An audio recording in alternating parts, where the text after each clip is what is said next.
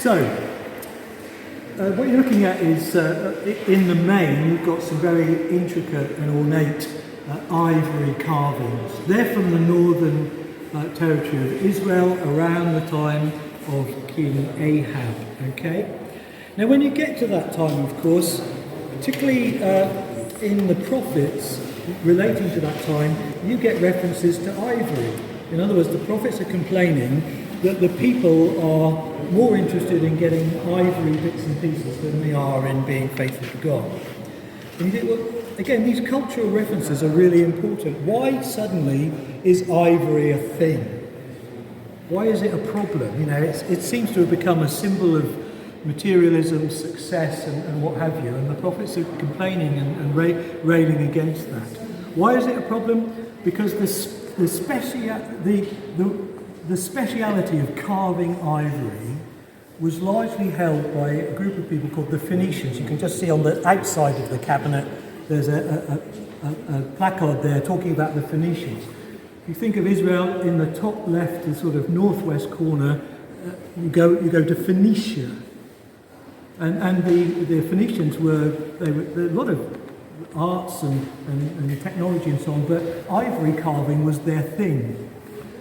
And it's down in Israel now. Why is it down in Israel? Well, we've got Ahab as the king, who's his wife, Jezebel. Jezebel is Phoenician.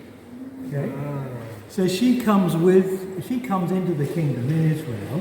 She marries the king, and she brings with her the stuff that she likes and loves. And just like today, you know, the people copy what the royals do, and it's symbols of success and achievement and so on.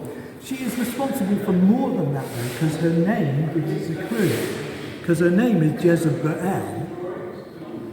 And what's another major problem at that particular time in Israel's history?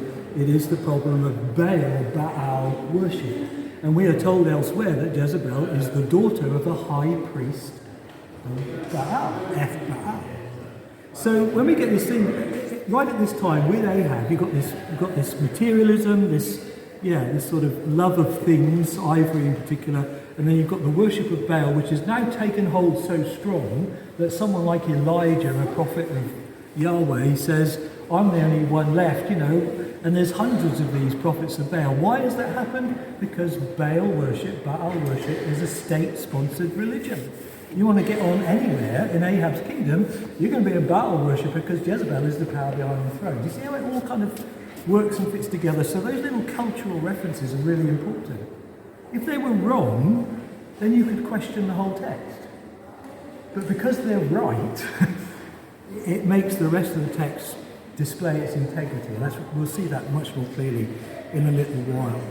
So that's what's going on in Israel at this particular time. There is an irony here. It's a bit like, you know, you've got Tutmos III downstairs with the cartouches of Ramesses on his shoulders, right?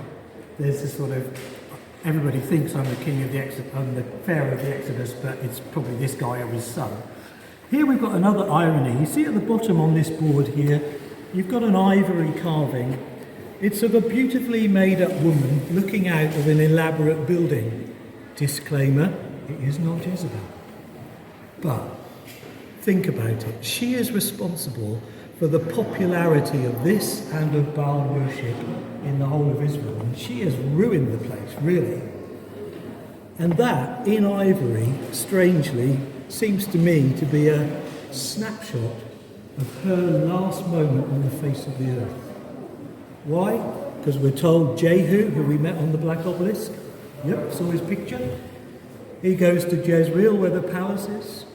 She is there, she knows it's all over, she knows that it's all coming to a terrible end, she knows it's Jehu coming. And what are we told in the scripture? We're told she goes into her room, she does her hair and her makeup. It's an odd kind of reference, isn't it? And she looks out of the window. And when Jehu arrives, he says to the people, to the servants there, chuck her out of the window. And so, ironically, being the one that introduced ivory into Israel, we have a snapshot of her last moment on the face of the earth. It's all her fault.